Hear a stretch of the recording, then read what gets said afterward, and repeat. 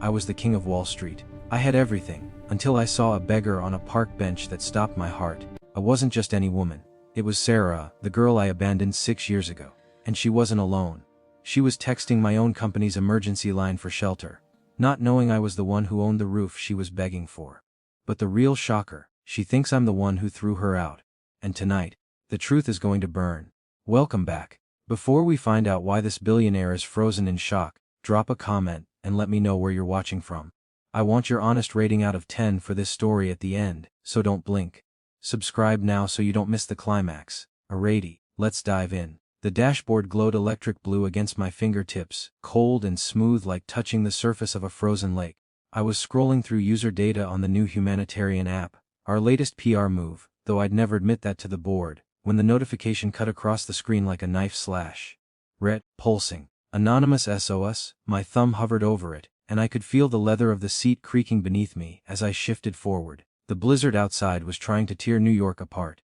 Wind screaming between the buildings like something wounded and furious. Snow wasn't falling, it was being hurled sideways, battering the windows of the Maybach with a sound like rice being thrown at a wedding. I tapped the message open. Please, my children are freezing. The shelter turned us away. I don't want a handout, just a warm floor to work for. The words sat there on the screen, stark and desperate. Most CEOs would have forwarded this to the community outreach team. Let them draft a response that sounded human enough for the morning news cycle. But my eyes caught on the GPS coordinates blinking beneath the message, and something in my chest seized up like an engine running out of oil. Those coordinates. I knew those coordinates. My mother's voice echoed in my head from our lunch 6 months after graduation, April 23, 2019, in her penthouse where the air always smelled like her Channel No. 5 and disappointment. You're gonna run an empire, Alexander. Not wasted on some girl who paints feelings for a living. I'd nodded. I'd agreed. I'd walked away. And I'd done it in that park. Those exact coordinates. Pull over, I said, my voice cutting through the hum of the heater and the classical music Marcus always played too quietly. Marcus glanced at me in the rearview mirror, his weathered face creasing with concern. Sir, the storm, we're 3 blocks from your building. The streets are. I said, pull over. My heart was doing something it hadn't done in 6 years, pounding hard enough that I could feel it in my jaw, taste it metallic and sharp at the back of my throat. I ran my thumb over the corner of my phone, feeling the chip in the glass I'd gotten the day I'd closed the merger that made me my first billion. A nervous habit I developed somewhere between becoming successful and becoming alone. The car lurched to the right, tires struggling against ice that had turned the streets into a skating rink. Through the window, I could see the park, skeletal trees bending under the weight of snow, park benches buried like graves. The streetlights were flickering, dying, casting everything in this sick orange glow that made the snow look the color of rust. I grabbed the door handle, cold even through my leather gloves, and pushed it open. The wind hit me like a fist made of frozen razors, cutting through my cashmere coat like it was tissue paper. The temperature had to be below 0, maybe lower. The kind of cold that turns your breath to ice crystals before it even leaves your mouth. Each step crunched beneath my Italian shoes, Berluti, $2,000, completely useless in snow that was already seeping through the seams and soaking my socks. I could feel my toes going numb, that pins and needle sensation crawling up from my feet. The wind was howling, no, screaming, like it was trying to warn me to turn back, to get in the car, to let the community outreach team handle this like they handled everything else. But I kept walking, my eyes locked on something in the distance. A flickering light. Blue, white, the glow of a phone screen. There was a park bench ahead, barely visible through the curtain of snow. The same bench where I'd said those final words 6 years ago. I can't do this anymore, Sarah. My life is going in a different direction. Cold, efficient. The kind of breakup they teach you in business school when you're learning to cut losses and move on. But the bench wasn't empty. There was a shape huddled there, small, dark against the white rage of the storm. As I got closer, I could see the outline more clearly. A figure bent over a phone, fingers moving across the screen with desperate, trembling precision. The light from the screen illuminated a face I'd spent 6 years trying to forget. My breath hitched in my throat, sharp and painful like swallowing broken glass. She didn't look like a beggar. She looked like royalty fallen on hard times, exhausted, haunted, but somehow still fierce. Her cardigan was too thin, I could see that even from here. Just a threadbare thing that might have been burgundy once but was now faded to the color of old blood. Her fingers were blue at the tips, the color of hypothermia, but they kept moving across the phone screen, typing, deleting, typing again. She was staring at that dying phone screen like it was the last lifeboat on a sinking ship. Sarah, the ghost of my past. The girl I'd left standing in the rain, the one who'd cried and asked me if there was someone else, if there was anything she could do to change my mind. I'd said no to both questions. I'd lied about the first one. There wasn't another woman, just my mother's ambitions and my own cowardice. My hand reached out on its own, trembling inside my leather glove. I was close enough now to smell the cold radiating off her, mixed with something else, cheap soap and desperation, and underneath it all, that scent I used to bury my face in. Vanilla and old books and something uniquely her. I reached out to touch her shoulder. Have you ever been about to touch someone you destroyed? Have you ever stood there knowing that the moment your fingers make contact, everything you've built to protect yourself is going to shatter? Tell me in the comments, when did you realize that some decisions don't just hurt people, they erase entire futures? My fingers were an inch from her shoulder when she turned, slowly, like she could feel my presence the way you can feel a storm coming. Her face came into view, older, harder, carved by years I hadn't been there to see. Her eyes were still that impossible gray-green, like the ocean before it decides to swallow you whole. But they were hollowed out now, exhausted, the eyes of someone who'd fought a war alone and barely survived. And then I saw them, two small faces huddled in her lap, pressed against her chest for warmth that her thin body couldn't provide. Twins, a boy and a girl, maybe 4 years old, wrapped in jackets that were too small and scarves that looked like they'd been salvaged from donation bins. Their faces were pale, lips tinged blue, teeth chattering so violently I could hear it over the wind. But it was their eyes that stopped my heart, dark blue, almond-shaped, the exact same shade I saw every morning in the mirror when I was tying my tie and pretending I'd made all the right choices. The boy had my widow's peak, already visible even though his hair was matted with snow and ice. The girl had a constellation of freckles across her nose that matched the pattern on my own hands. My children. I had children. The thought crashed through my mind like an avalanche, burying everything else, every meeting, every acquisition, every dollar I'd made while these two small lives existed without me. The watch on my wrist, Patek Philippe, $150,000. Bought to celebrate a deal I couldn't even remember now, ticked forward. Each second was a nail being driven into my chest. They were staring up at me with eyes that were identical to my own, and I realized with horrible clarity that I was looking at two lives I'd never known existed. Two first steps I'd missed. Two first words I'd never heard. Two birthdays, two Christmases, two entire human beings who carried my DNA and had grown up thinking I didn't want them. The anonymous sender wasn't a stranger. She was the ghost of my past, and she'd been staring at a dying phone screen, texting my company's helpline, begging the monster who'd abandoned her for a warm floor to sleep on. 20. My shadow fell across them like a judgment, and Sarah's fingers finally stopped moving on the screen. I watched her thumb hover over the send button. She'd been typing a job application. I could see it now, the formal language half finished. I am a hard worker with experience in. The cursor blinked. Waiting. Like everything in this moment was waiting. She didn't jump, didn't gasp, didn't ask for help. She just looked up at me with eyes that had been emptied out and refilled with something harder than hate. Exhaustion. The kind that lives in your bones after you've spent years carrying weight that should have been shared. The wind whipped her hair across her face. Dark strands stuck to her chapped lips. She didn't move to brush them away. Her hands stayed wrapped around the twins, clutching them against her chest like if she let go for even a second, they'd be torn away by the storm. I could see her fingers more clearly now. Blue. Not the soft blue of twilight but the mottled, patchy blue of flesh that started to shut down from cold. Her fingernails had dirt underneath them, and there were cuts across her knuckles, recent ones, still raw and red against the blue, white of her skin. Sarah. My voice came out strangled, broken on her name. She blinked slowly, like she was seeing through me rather than at me. Like I was a ghost she'd already buried and mourned and moved past. The silence between us was so heavy I could feel it pressing against my eardrums, thick and suffocating as the snow that kept falling around us. The twins stirred in her lap. The little boy's teeth were chattering so loud it echoed off the frozen trees, a sound like bones rattling in a box. The girl was quieter, her breathing shallow and fast, the kind of breathing that comes with fever. I realized Sarah wasn't wearing gloves. Her hands were bare, pressed against her children's backs, trying to share warmth she didn't have. I could see the texture of her skin, rough, covered in small burns that looked like they'd come from cooking oil. Burns that had healed and scarred and been burned again, layered on top of each other like a map of survival.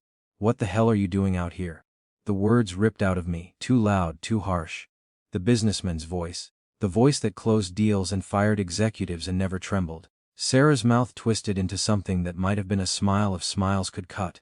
She let out a laugh, jagged, sharp-edged, ending in a cough that shook her whole frame. The sound was wet, coming from deep in her chest. When she finally spoke, her voice was hoarse. Destroyed. Like she'd been screaming for years and nobody had heard. Working. One word. Flat. Final. She tucked a piece of hair behind her ear with trembling fingers. That gesture. God. That same gesture from college when she'd be bent over her easel at 3 in the morning, paint under her nails, humming while I studied.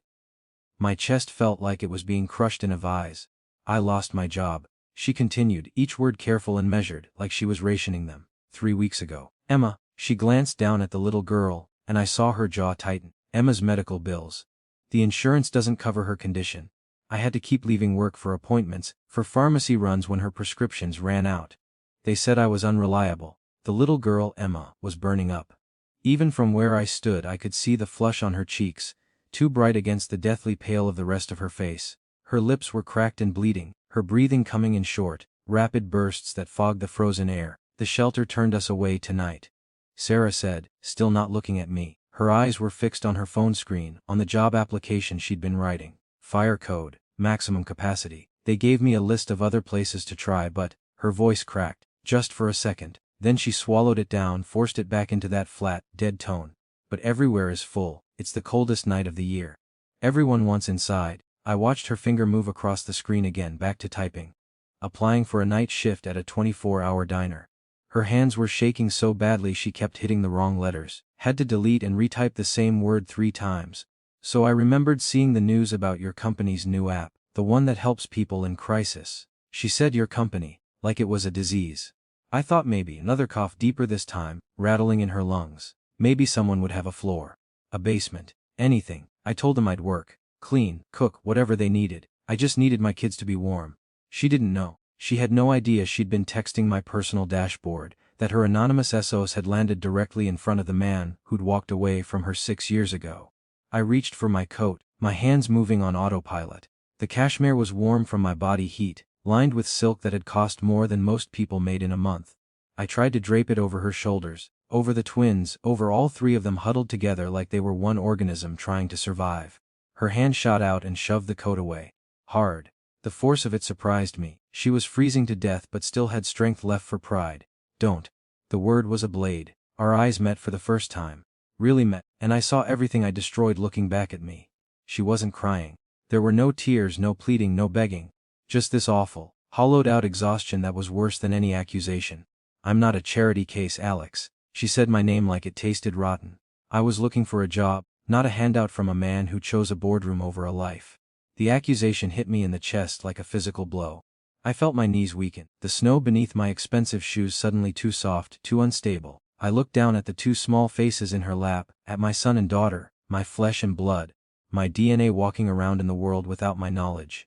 The boy was staring at me with those dark blue eyes, my eyes, looking ancient and tired in a face that should have been innocent.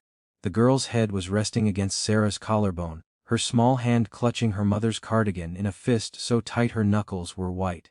Have you ever seen the future you could have had? Have you ever looked at someone and realized that every choice you made to protect yourself actually destroyed the only thing worth protecting? Tell me in the comments, when did you realize that success was just another word for running away? I tried to speak, but my throat was closing up. The cold air burned in my lungs, or maybe it was shame, or maybe it was the crushing realization that I'd missed everything. Every moment, every milestone, every scraped knee and nightmare and bedtime story. Sarah, I didn't what? No. Didn't mean to. Didn't think she'd actually keep them. Didn't what? Her voice was sharp now, cutting through the wind. Didn't know I was pregnant, because I sent you 17 emails, Alex. 17. I left voicemails. I showed up at your office and security wouldn't let me pass the lobby. 17 emails. I'd never seen a single one. I never got. Save it. She turned back to her phone, back to her job applications, dismissing me like I was nothing, like I was less than nothing. I stopped trying after your mother's lawyer sent me the restraining order. The words were a gunshot in the frozen air. What restraining order? But Sarah wasn't listening anymore. She was staring down at Emma, and I saw her face change. The hard mask cracked just for a second, and underneath it was pure, animal terror. Humma, her voice went high and thin. Emma, baby, wake up. The little girl wasn't responding. Her eyes were closed, her breathing too fast and too shallow, her lips turning from blue to gray. "She's burning up," Sarah whispered, and I heard the first real crack in her armor. Her hand pressed against Emma's forehead, and I saw her flinch at the heat. "Oh God, she's burning up." I didn't ask permission this time. I didn't wait for approval. I reached down and scooped Emma into my arms, and the heat of her fever seared through my suit jacket, like I was holding a coal pulled straight from a fire. The contrast between her burning skin and the frozen air around us was terrifying. Wrong, a child's body cooking itself from the inside while ice formed on her eyelashes. "What are you?" Sarah started to protest, trying to stand, but her legs buckled. She'd been sitting in the cold too long, her circulation was shot. "Get in the car," I barked, my voice coming out harsh and commanding, CEO voice, the voice that made board members shut up and listen. "Now Sarah, get in the goddamn car." The boy, my son, Jesus Christ, my son, looked up at his mother with eyes too old for his face. "Mummy." Sarah's face was doing something complicated, pride warring with desperation, warring with maternal instinct. I watched her hands clench and unclench, watched her look at Emma's pale face. At the Maybach idling 20 feet away with heat pouring out of its open door. Marcus had gotten out, was standing by the car with the door held open, his face carefully neutral but his eyes sharp and assessing. "Please," I said, and the word felt foreign in my mouth. When was the last time I'd said please to anyone? "Please, Sarah, let me help her." Something in her broke. I saw it happen, saw the exact moment her pride finally lost the war against her terror for her daughter. She grabbed the boy's hand and stumbled toward the car, her legs barely working, feet dragging through snow that came up past her ankles. I followed, cradling Emma against my chest. She was so small, so impossibly light. 4 years old, and I could feel every rib through her thin jacket. How long had they been hungry? How long had Sarah been choosing between feeding her children and feeding herself? Marcus helped Sarah into the back seat, his movements gentle and practiced.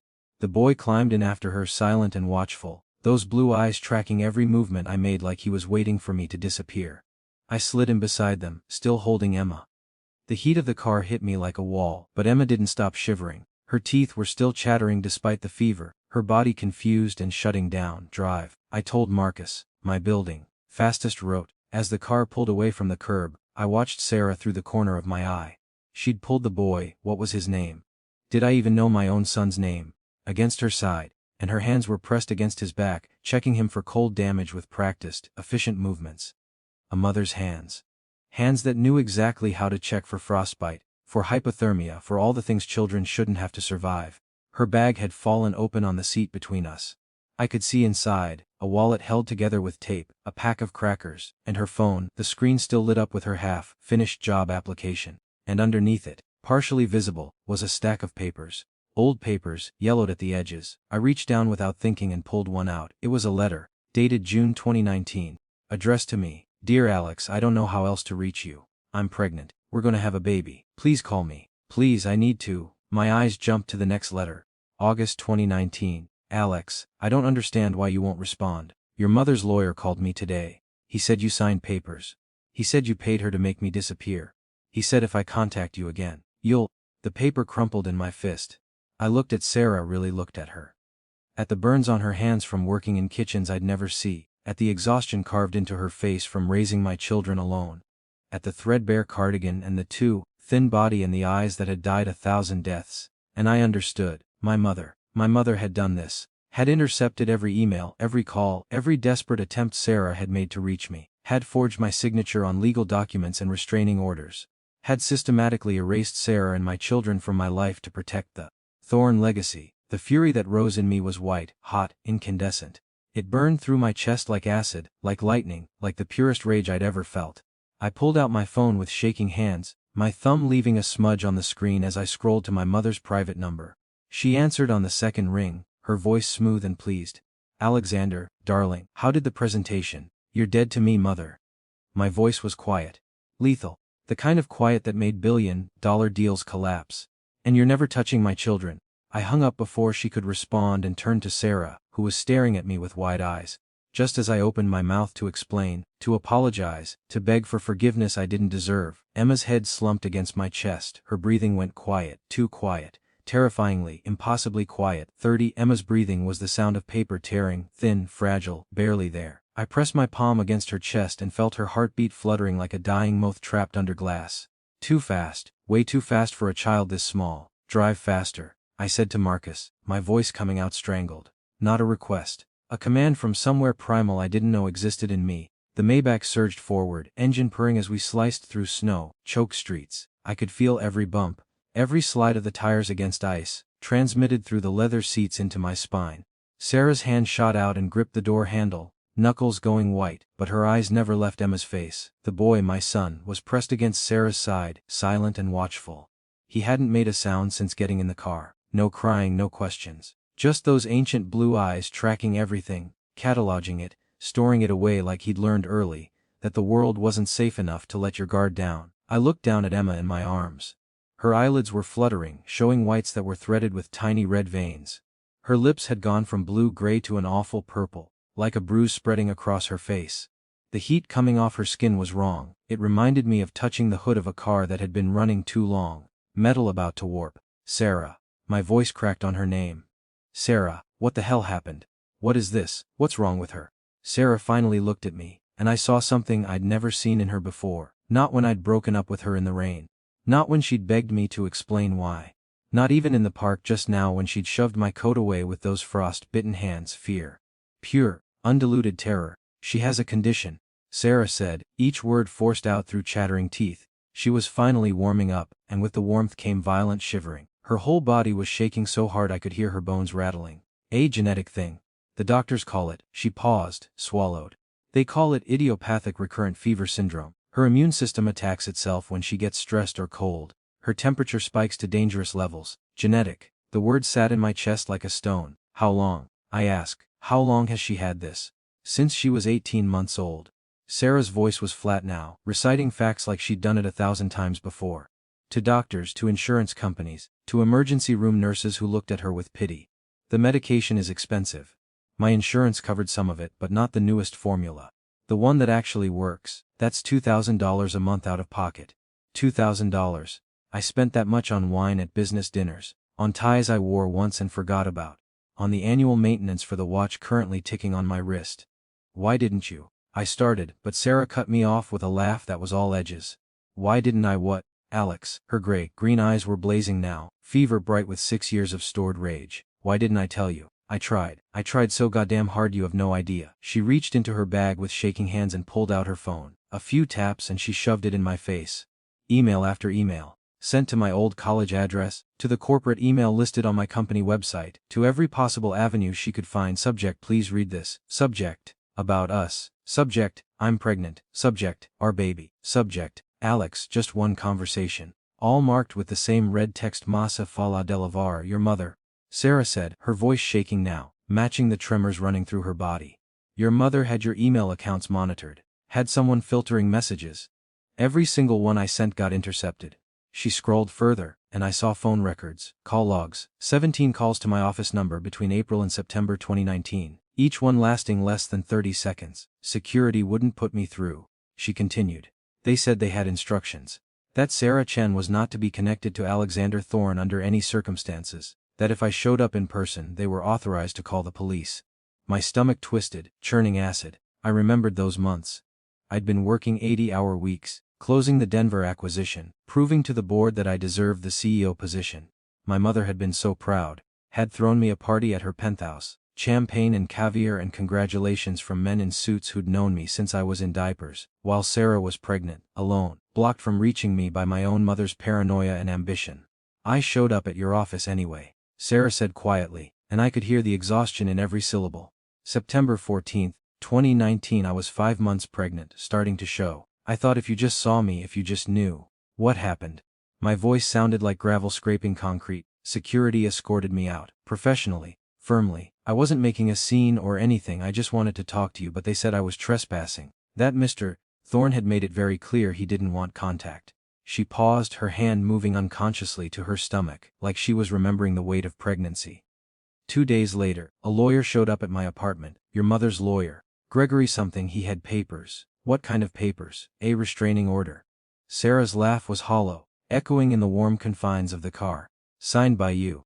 With your signature notarized and everything. It said I was harassing you, that I'd been told multiple times to cease contact, that if I attempted to reach you again, legal action would be taken. I felt like I was falling. Like the leather seat beneath me had opened up into a void. I never signed. I know that now. Sarah cut me off. Her hand was stroking Emma's hair, pushing sweat-soaked strands off her burning forehead. But I didn't know it then. I thought. Her voice broke. Actually broke. I thought you hated me so much you'd go to court to make sure I could never speak to you again. The watch on my wrist felt like it weighed 1,000 pounds. Every tick was an accusation. Every second that passed while Emma's breathing got shallower was a reminder of 6 years I'd wasted building an empire, while my children grew up thinking I didn't want them. Have you ever realized that the person you trusted most in the world weaponized that trust against you? Have you ever discovered that your biggest achievements were built on someone else's suffering? Tell me in the comments, at what point does success become just another word for betrayal? I looked at the boy, my son, still pressed against Sarah's side. What's his name? I asked, my voice barely above a whisper. Sarah's eyes flickered to him, softened for just a moment. Ethan, Ethan, I repeated, testing the name on my tongue. It felt foreign and familiar at the same time. And she's Emma. Emma Grace. Ethan James. Sarah's voice had gone quiet, protective. I gave them my last name. Chen, I thought. She stopped herself. You thought I didn't want them to be thorns. I finished for her. Yes. The car turned sharply, and I could see my building ahead, glass and steel rising into the purple, black sky, lights blazing from windows where people were working late or living their expensive, insulated lives. My penthouse was on the top 3 floors.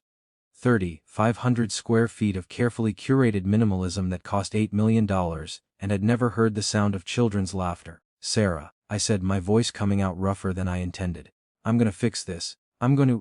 Don't. She held up her hand, those burned fingers trembling in the light from the passing street lamps. Don't make promises. Just help Emma. That's all I'm asking. Help my daughter. My daughter, I wanted to correct her. Our daughter. But I'd lost the right to claim that 6 years ago when I'd chosen my mother's approval over finding out why Sarah had stopped calling. The Maybach pulled up to the private entrance, and the doorman, Thomas, who'd been working here for 15 years, rushed forward with an umbrella, despite the fact that we were under the covered drive. His eyes widened when he saw Sarah and the children, saw Emma limp in my arms, but he was too well trained to ask questions. Mr. Thorne, shall I call for Dr. Morrison? I said, already moving toward the elevator. Tell him to come to my penthouse immediately. Tell him it's an emergency. A child, high fever, possible sepsis. Thomas nodded and pulled out his phone, already dialing as Sarah struggled out of the car, pulling Ethan with her. I watched her legs nearly give out on the first step, watched her catch herself against the car door. Marcus, I called back, help her. But Sarah was already shaking her head, already pushing away the offered arm, dragging herself and Ethan forward through sheer force of will. Pride was going to kill her one day. Or maybe it was the only thing keeping her alive. We made it into the elevator, and I hit the button for the penthouse with my elbow, still cradling Emma against my chest. The doors closed, sealing us in this small chrome box that smelled like leather and Sarah's cheap soap and the fever, sweat pouring off Emma's small body. I tried to drape my coat over Sarah one more time, casually, carefully, like if I was subtle enough she wouldn't notice and refuse. Her hand shot out and shoved it away, hard enough that the coat fell to the elevator floor. Our eyes met in the reflection of the polished chrome doors. Hers were blazing, defiant, exhausted beyond measure but still burning with something that wouldn't bend. I told you, she said through chattering teeth. I'm not a charity case, Alex. I don't want your money or your pity or your expensive coats that cost more than I made in a month at the diner. This isn't charity, I said quietly. This is me trying to keep you from dying of hypothermia while we save our daughter. The possessive pronoun hung in the air between us. Our daughter. I'd said it, claimed it, and Sarah's face did something complicated, pain and anger and something else I couldn't name. You don't get to say or, she whispered. You weren't there when she was born. You weren't there when she stopped breathing the first time and I had to do CPR in our apartment while waiting for the ambulance. You weren't there for the 48 hours she spent in the ICU hooked up to machines. You don't get to say or like you've been part of this. Each word was a knife, precise and devastating. I deserved every single one. The elevator doors opened onto my penthouse, and Sarah's breath hitched. I watched her take in the floor, to ceiling windows. The city spread out below us like a glittering carpet of lights. The marble floors. The art on the walls, original pieces worth more than most people's houses. The furniture that looked like it belonged in a museum. Her face went carefully blank. I knew that look. It was the same look she'd given me in the park, the look that said she was a million miles away even though she was standing right here. Through here. I said, gesturing toward the guest wing. There's a bedroom. A bathroom. Whatever you need. I started walking, and I heard her footsteps behind me, slow, hesitant. Ethan's feet made almost no sound against the marble. I looked back and saw him staring at everything with wide eyes, his small hand gripping Sarah's jeans so tight his knuckles had gone white. The guest suite was at the end of the hall. I pushed open the door with my shoulder, revealing a room I'd never used, never even thought about. King-sized bed. Private bathroom with heated floors. Windows overlooking Central Park. I laid Emma down on the bed, and she looked impossibly small against the expanse of white sheets. Her breathing was still too shallow, too fast. Her skin was still burning, but now she was also shivering, her body unable to regulate temperature anymore. Sarah rushed to her side immediately, her hands moving over Emma's body with practiced efficiency.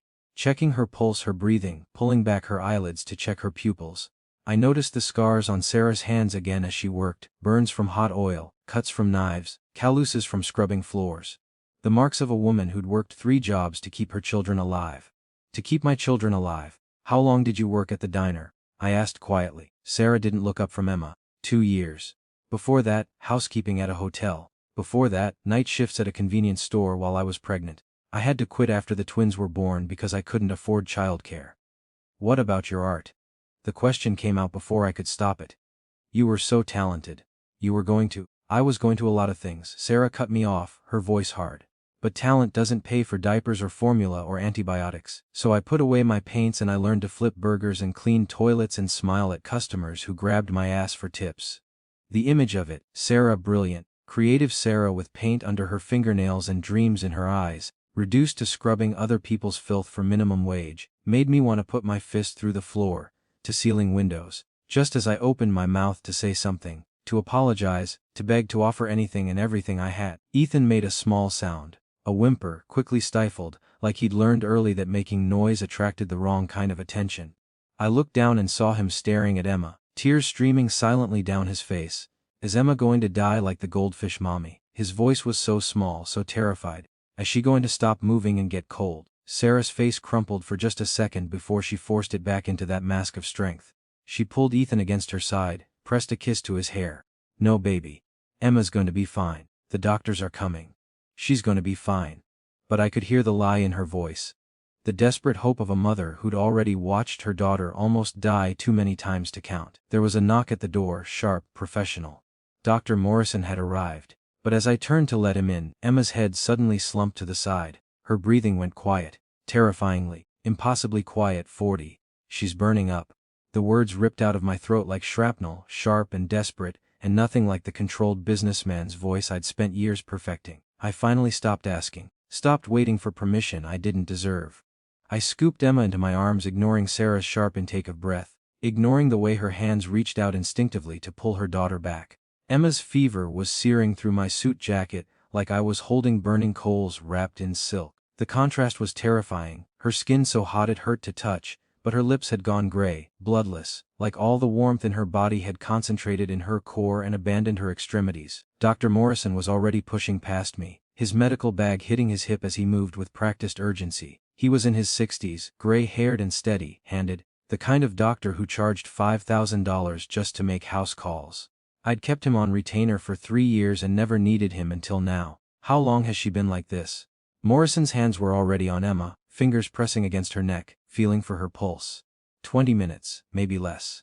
Sarah's voice was shaking, her whole body trembling now that the adrenaline was starting to wear off and shock was setting in. She has idiopathic recurrent fever syndrome. She was exposed to extreme cold. Her temperature spikes when she's stressed. Morrison was already pulling out equipment, a thermometer, a stethoscope, something that looked like a pulse oximeter. Get her undressed. We need to bring this fever down before it causes permanent damage. Sarah moved on autopilot, her burned fingers fumbling with Emma's jacket zipper. I watched her struggle for 3 seconds before I couldn't stand it anymore and helped, my hands brushing against hers. She flinched at the contact but didn't pull away. Ethan was pressed against the wall, making himself as small as possible. I'd seen that posture before, in business negotiations when someone knew they were about to lose everything. The body language of a child who'd learned to become invisible when the adults were scared. Ethan, I said quietly, crouching down to his level. Those blue eyes, my eyes, stared back at me with a mixture of fear and confusion. Your sister is going to be okay. Dr. Morrison is the best doctor in New York. That's what Mommy said about the other doctor. Ethan whispered. Before Emma stopped breathing and the ambulance came. The words hit me like a punch. Before Emma stopped breathing. How many times had this happened? How many times had Sarah held her dying daughter and prayed alone because I wasn't there? Morrison's voice cut through my thoughts. Temperature is 104. Ache. Blood pressure is low. I need to start an IV, get some fluids in her. He was already prepping the needle, his movements efficient and sure. When did she last have her medication? Sarah's face went white. Whiter than it already was. 3 days ago, I ran out. I was waiting for my paycheck to refill the prescription. The silence that followed was deafening. 3 days. Emma had been without medication for 3 days because Sarah couldn't afford a prescription that cost less than the tie I was wearing.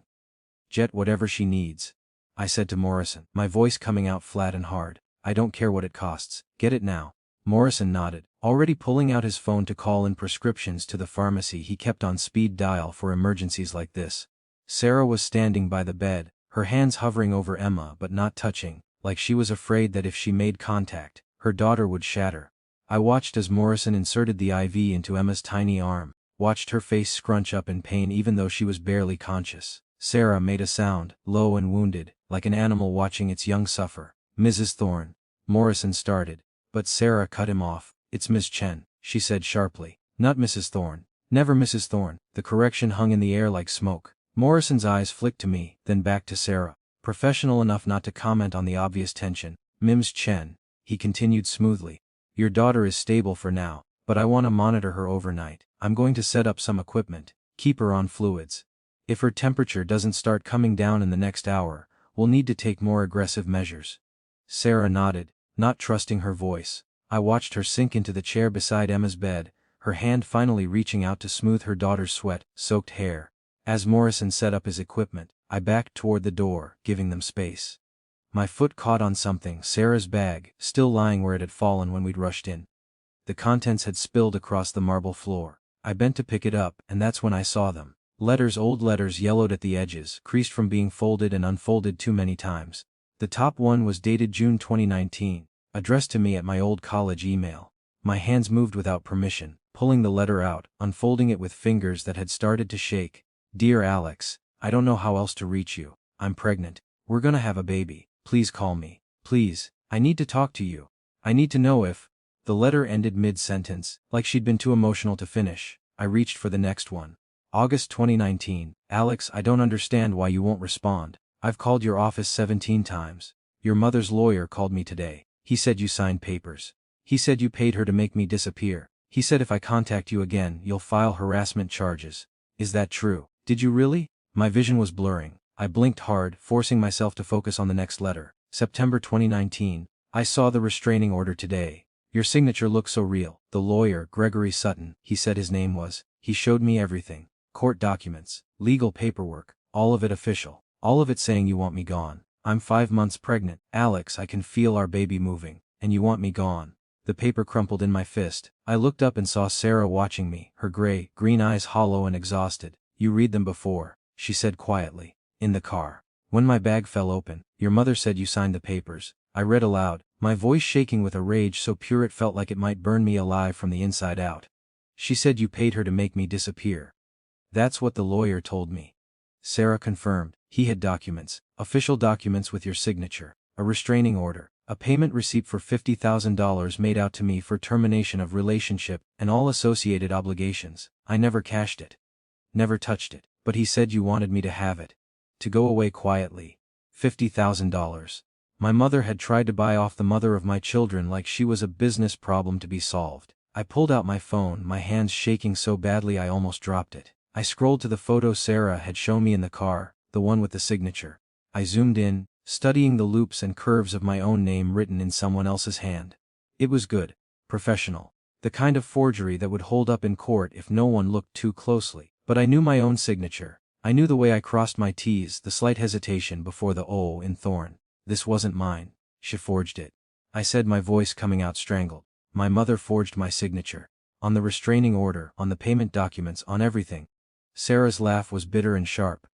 I figured that out about 3 years ago, when I saw you on the news giving some speech about corporate responsibility and family values. The way you talked about family. She shook her head. I realized then that maybe you hadn't known. But by that point what was I supposed to do? You'd moved on. You were running an empire, and I had 2-3-year-olds who needed dinner and a mother who wasn't destroyed by the past. Have you ever discovered that your biggest enemy wasn't a stranger, but the person who was supposed to love you most? Have you ever realized that every choice you made was built on a foundation of lies? Tell me in the comments, when does protecting someone become destroying them? I looked at the letters scattered across the floor, at the evidence of 6 years of systematic manipulation. My mother hadn't just kept us apart, she'd weaponized my trust, used my signature, my resources, my name to erase Sarah and my children from existence. The watch on my wrist, the Patek Philippe I'd bought with blood money, with profits from deals I'd closed while my children went hungry, felt like it was burning into my skin. I pulled it off and set it on the dresser. The tick-tick-tick that I'd listened to for 3 years suddenly sounded like an accusation. I'm going to kill her, I said quietly, and I meant it, not literally, but metaphorically, financially, legally, every way that mattered in the world we lived in. I'm going to destroy her for this. Don't. Sarah's voice cut through my rage like a knife through silk. Don't make this about revenge. Make it about them. She gestured to Emma, unconscious on the bed, and Ethan, still pressed against the wall like a shadow. They don't need you to destroy your mother. They need you to be here. The simplicity of it was devastating. Dr. Morrison cleared his throat. Mr. Thorne, I need to speak with you. Privately. The way he said it made my blood run cold. I looked at Sarah, saw her face go white, saw her hand tighten on Emma's. Whatever you need to say, you can say in front of Ems. Chen, I said. Morrison hesitated, then nodded. I ran some preliminary tests while setting up the IV. Emma's blood work shows some concerning markers, combined with her medical history and the fever syndrome diagnosis. He paused, choosing his words carefully. I'd like to run some genetic testing, both on Emma and on you, Mr. Thorne. Why? Sarah's voice was sharp, protective. Because idiopathic recurrent fever syndrome sometimes has a genetic component. If Mr. Thorne is the biological father, which I assume he is, Morrison's eyes flicked between us. Then there's a possibility that he could be a match for bone marrow transplant, if Emma's condition deteriorates further. Bone marrow transplant. The words hung in the air like a death sentence. How likely is it that she'll need one? I asked, my voice sounding like it was coming from very far away. Right now. Not very, but her condition is progressive. Each fever episode causes more damage. Eventually, Morrison stopped himself. Let's just say it's better to have the information now, while we have time to prepare. I looked at Emma, small and fragile against the white sheets, and made a decision that required no thought at all. Test me, I said. Test whatever you need. Take blood, bone marrow, organs, I don't care. Whatever she needs, it's hers. Morrison nodded, already pulling out collection tubes. I'll need a sample from you now, and we can fast-track the results. Should have preliminary compatibility by morning. I rolled up my sleeve without hesitation, watching as Morrison tied off my arm with a rubber tourniquet. The needle pinch was nothing, barely registered. I'd felt worse paper cuts. Sarah was watching me with an expression I couldn't read. Not gratitude. Not anger. Something complicated and raw and too big for words. Why? She asked quietly. Why now? Why does it matter now when it didn't matter 6 years ago? The question deserved an honest answer. Not excuses. Not explanations about my mother's manipulation or the forged documents or any of the reasons that might make me look less culpable. Because 6 years ago, I was a coward. I said simply. I chose the easy path. I believed my mother when she said you'd moved on, when she said you'd cashed the check and left town. I didn't fight to find you because part of me was relieved I didn't have to choose between you and my inheritance. Sarah's eyes were bright with unshed tears, but her voice stayed steady. And now I've spent 6 years building an empire that means nothing. I watched Morrison draw vial after vial of dark red blood from my arm. I've spent 6 years becoming exactly what my mother wanted me to be, rich, powerful, completely alone. And I was fine with it until I saw you on that park bench with my children freezing in your arms. Our children. Sarah corrected quietly. You said my children. They're our children. The word "or" felt like forgiveness I didn't deserve. Like a door opening that I'd thought was locked forever. Morrison finished collecting blood and pressed a cotton ball to my arm.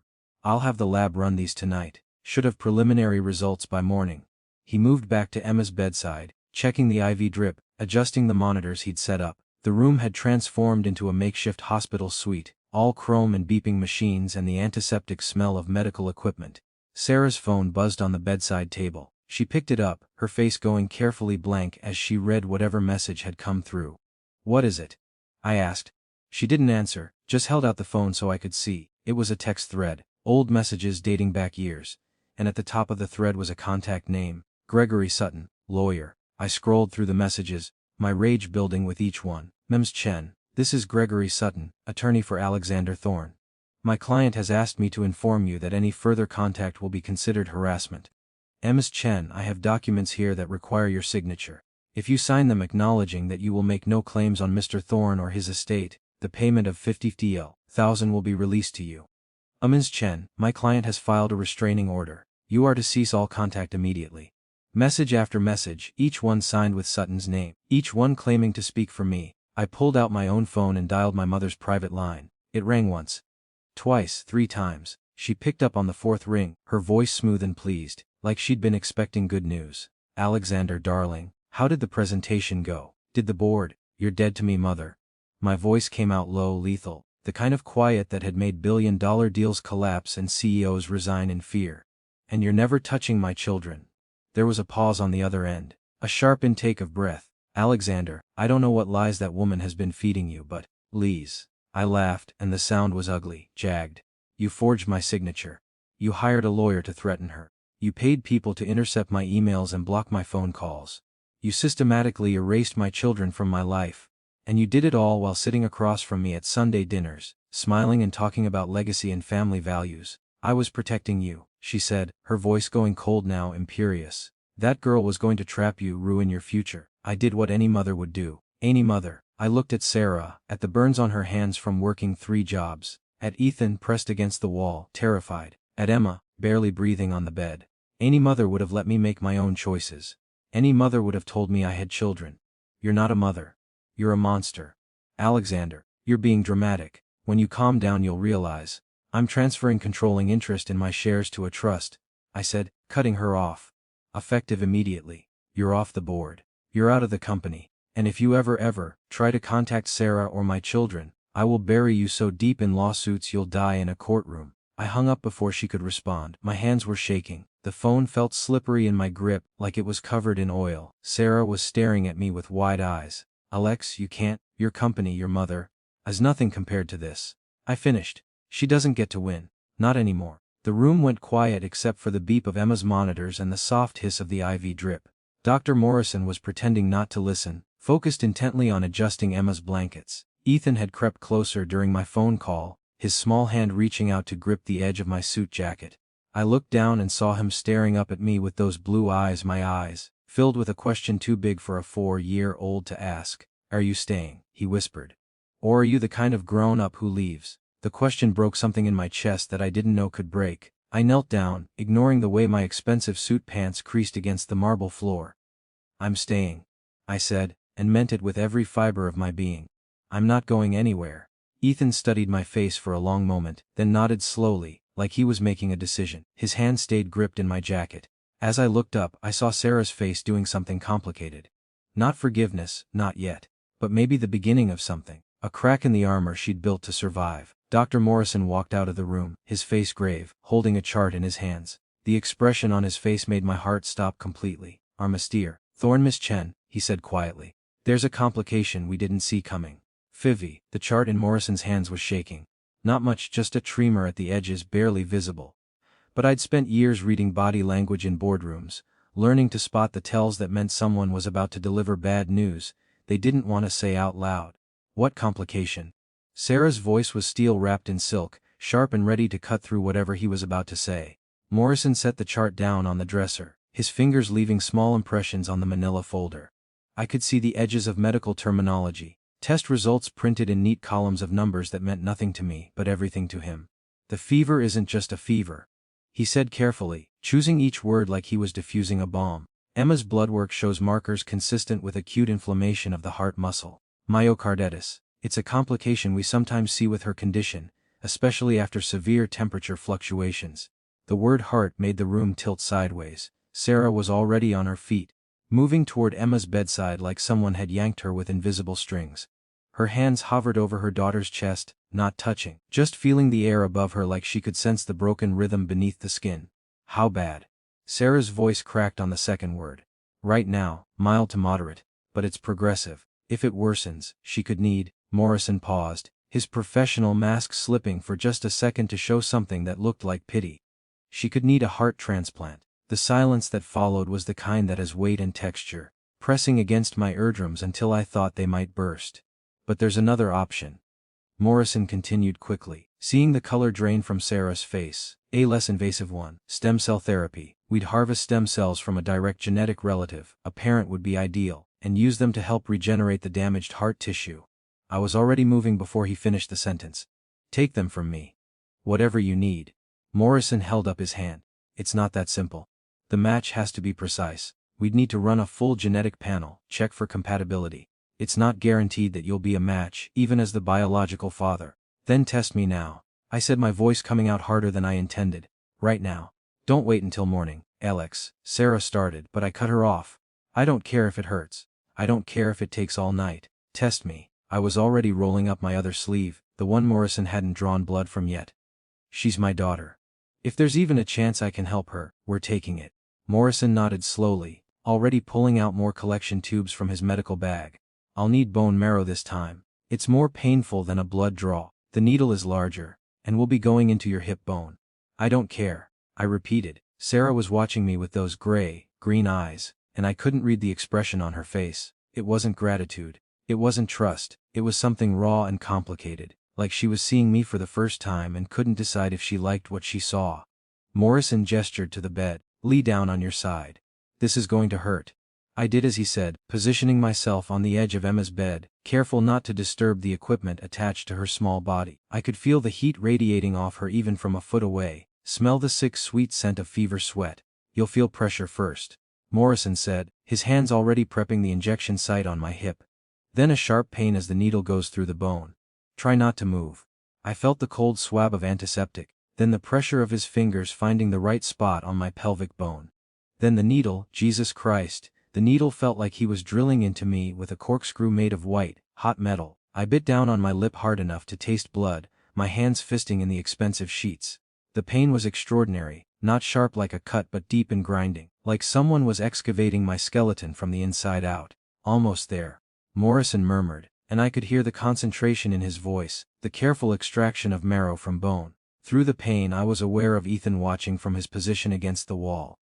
Those blue eyes were wide, tracking every movement, every grimace I couldn't quite hide.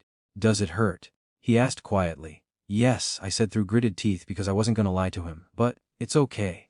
It's worth it. Why? The question was so simple, so direct, so completely a child's question that it caught me off guard. Because she's my daughter, I said, and the words felt like the truest thing I'd ever said. And I'd do anything for her, for both of you. Ethan considered this, his small face serious. Mommy says family means you stay even when it's hard. The words hit me like a punch. Sarah had been teaching our children about family, about loyalty and staying and not abandoning people. While I'd been the living embodiment of everything she was teaching them not to be. Morrison withdrew the needle, and I felt the absence of pain like a wave of relief mixed with nausea. He pressed gauze against the site, his movements efficient and practiced. I'll get this to the lab immediately, he said, carefully transferring the marrow into specialized containers. They'll run a full compatibility panel. Should have results in 6 to 8 hours. 6 to 8 hours. It felt like an eternity and a heartbeat all at once. Morrison packed up his equipment and headed for the door, pausing just before he left. Mr. Thorne, regardless of the test results, what you just did, he stopped himself, professional boundaries reasserting themselves. Get some rest, you're going to be sore tomorrow. The door clicked shut behind him, and suddenly the room felt very small. Just me, Sarah, Ethan, and Emma's shallow breathing filling the silence. I sat up slowly, feeling the ache in my hip already spreading through my lower back.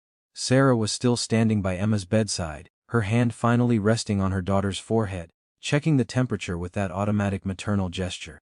You didn't have to do that, she said quietly, not looking at me. Yes, I did. No. She turned then, and her eyes were blazing with something I couldn't name. You didn't have to do it right now in front of Ethan. You could have waited, done it privately, kept it clinical and detached like everything else in your life. I realized what she was saying. She was angry that I'd shown weakness in front of our son. Or maybe she was angry that I'd shown strength, that I'd proven I could be something other than the man who walked away. I wanted him to see. I said simply, I wanted him to know that I meant it when I said I was staying. Sarah's laugh was bitter, sharp, edged. One grand gesture doesn't erase 6 years, Alex Spot. I know that. I stood up, ignoring the way my hips screamed in protest. I know I can't fix this with money or dramatic sacrifices or any of the things I'm good at. But I'm here now. And I'm not leaving. Until when? Her voice rose, just a fraction, enough that Ethan looked up from his position against the wall. Until it gets hard. Until your board calls and reminds you that you have an empire to run. Until your mother. My mother is dead to me, I said, and my voice was cold enough to frost the windows. I meant what I said on the phone. She's out of my life, out of the company, out of everything. Sarah stared at me, searching my face for the lie, for the crack in the armor that would prove this was temporary. But I'd spent years perfecting my poker face in boardrooms, and I let her see everything, the rage, the shame, the desperate need to be believed. During the long hours of waiting, while Morrison made calls to labs, while machines beeped their steady rhythm, while Emma's fever slowly began to break under the influence of IV medications and cooling blankets, Sarah and I sat in the sterile hallway outside the guest suite. The hallway was too clean, too perfect, all chrome fixtures and art that cost more than most people's yearly salary. I'd chosen every piece myself, had stood in galleries with interior designers and pointed at things that looked expensive and impressive. Now it all looked like a mausoleum, a testament to a life spent collecting things instead of people. The silence between us was thick, heavy with 6 years of unspoken words. I could hear Sarah breathing, slow and measured, like she was trying to calm herself down. I noticed her hands resting in her lap, fingers twisted together in a knot of nervous energy. The burns on her knuckles stood out against her pale skin. I reached out without thinking and touched one gently, feeling the raised scar tissue under my fingertip. She flinched but didn't pull away. "How did you get these?" I asked quietly. "Deep fryer," she said, her voice flat. "At the diner." Gray splatter. Happened about once a week for 2 years. I traced the pattern of scars, feeling each one like an accusation. "Which diner?" "The one on 52nd Street. Mel's, 24 hours minimum wage plus tips." She finally pulled her hand away, tucking it against her side. "I worked the night shift because it paid 50 cents more per hour. Ethan and Emma stayed with a neighbor who charged me $20 a night to watch them. I did the math in my head. 8-hour shifts at minimum wage, minus childcare, minus taxes. She'd been clearing maybe $60 a night, barely enough to cover rent in the cheapest neighborhoods." "What about before the diner?" I asked, even though I wasn't sure I wanted to know. "Have you ever asked someone to tell you about their suffering, and known that every word would be a knife in your chest? Have you ever wanted to understand pain you caused even though understanding wouldn't change anything? Tell me in the comments, when does listening become self-flagellation?" Sarah was quiet for a long moment, staring at the polished chrome of the hallway fixtures, like she could see her own reflection doing something other than surviving. "Housekeeping at the Marriott on Lexington," she said finally. 4 in the morning until noon. Cleaning rooms, changing sheets, scrubbing toilets. I was pregnant with the twins. 7 months, 8 months. I worked until the day my water broke. The image of it, Sarah heavily pregnant, scrubbing bathroom floors while I was probably in some boardroom arguing about profit margins, made me feel physically ill. "I had them at Bellevue," she continued, her voice taking on that flat, recitative quality again. "Public hospital. Free delivery for people without insurance. They were 5 weeks early. Spent 2 weeks in the ICU. I couldn't afford to miss work, so I'd pump breast milk during my lunch break and take the subway to the hospital to feed them before my evening shift started." "Evening shift?" I asked, my voice barely above a whisper. "Convenience store. 10 p.m. to 6 a.m. Someone had to watch the register while drunk people bought cigarettes and lottery tickets." She laughed, but there was no humor in it. "That's where I was when Emma had her first fever spike. The neighbor called me at 2 in the morning, said Emma was seizing. I ran the whole way home, 12 blocks, and did CPR on our apartment floor while waiting for the ambulance. I couldn't breathe. The air in the hallway felt too thick, too heavy, like it was made of concrete instead of oxygen. The hospital bill was $19,000. Sarah continued. For 2 days in pediatric intensive care, I set up a payment plan, $50 a month for the next 32 years. I'll be paying it off when I'm 58 years old. $19,000. I'd spent more than that on a watch. On a single watch that sat on my wrist and did nothing but tell time. "Why didn't you?" I started, but she cut me off. "Why didn't I what, Alex? Why didn't I come crawling back? Why didn't I beg harder?" Her voice was rising now, sharp and cutting. I tried everything. And your mother's lawyer told me, showed me legal documents, that said you wanted me gone. That you'd pay me to disappear. What was I supposed to do?" "You were supposed to know I wouldn't do that," I said, and even as the words left my mouth, I knew how hollow they sounded. "I thought I knew you." Sarah shot back. "I thought I knew the boy who stayed up all night helping me prepare my portfolio for art school. The one who said he loved me and meant it. But then you broke up with me with all the emotion of someone firing an employee. And then your mother's lawyers came with restraining orders. And I realized I didn't know you at all. The truth of it was devastating. She'd been right not to trust me. I'd proven myself untrustworthy the moment I'd chosen my inheritance over finding out why she'd stopped calling.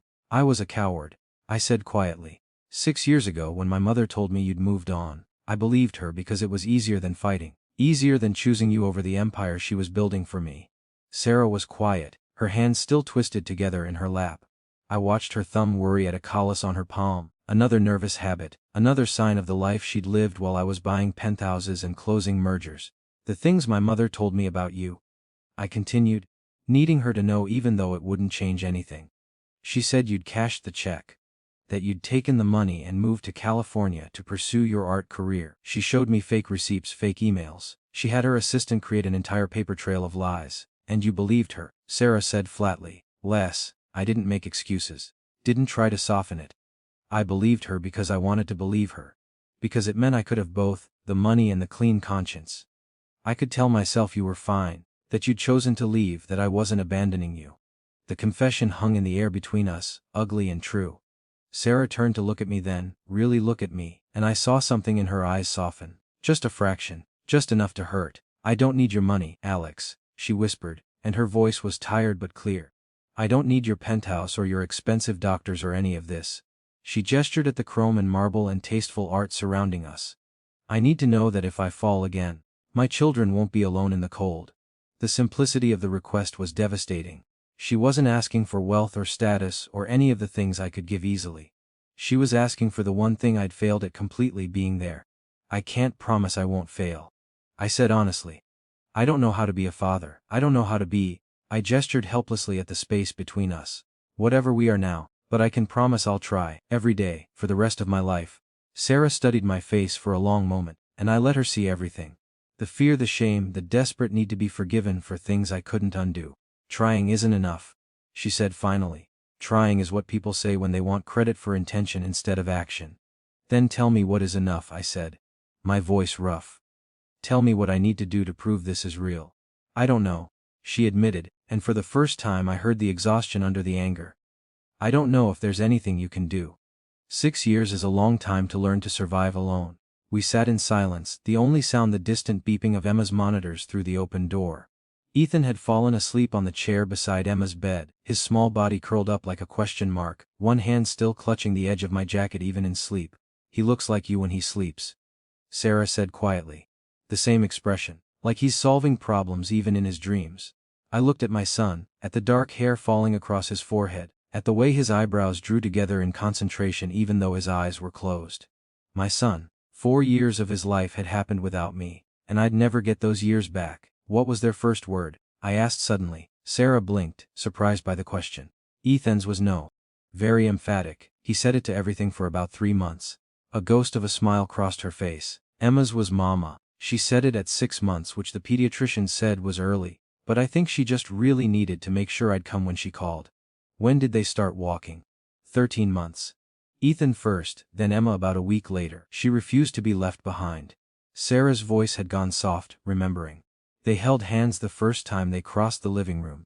Like they needed each other to be brave. Each detail was a gift I didn't deserve and a reminder of everything I'd missed. First steps, first words, first everything. As the sun began to rise over the skyline, purple and orange painting the glass buildings in colors that looked almost hopeful, a nurse rushed out of Emma's room, her face pale, her movements quick and urgent.